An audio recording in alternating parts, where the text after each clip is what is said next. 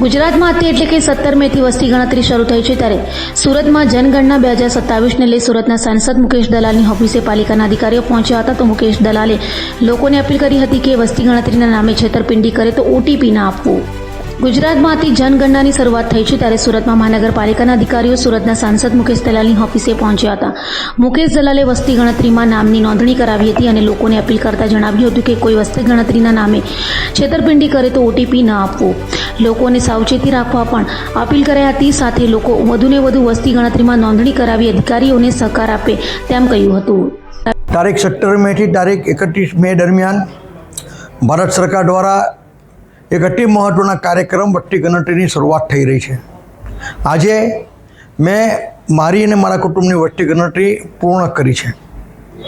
વસ્તી ગણતરીના આધાર પર ભારત સરકાર અને રાજ્ય સરકાર લોકહિતની જે યોજનાઓ છે, શિક્ષણ અંગેના નિર્ણયો, આવાસ અંગેના નિર્ણયો, આરોગ્ય વિષયક યોજનાઓ, અનેક પ્રકારની યોજનાઓ આ માહિતીના આધાર પર બનતી હોય છે.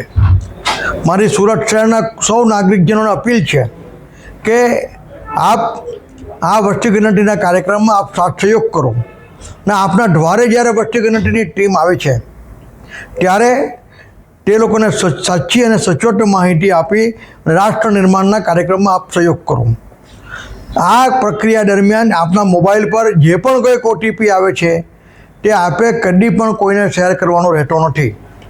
ઉપરાંત અગર આપ જો ઓનલાઈન ફોર્મ ભરો છો તો એમાં જો ધારો કે કોઈ ક્ષતિ રહી જાય છે તો તેમાં પણ ચિંતા કરવાની આવશ્યકતા નથી, એ સુધરી શકે છે.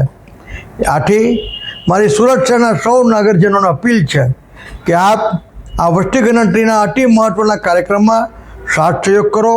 ક્યાં તો પ્રત્યક્ષ ટીમમાં ત્યાં ફોર્મ ભરો અથવા આપનું ફોર્મ ઓનલાઈન ભરીને રાષ્ટ્ર નિર્માણના કાર્યક્રમમાં આપનો સહયોગ કરો.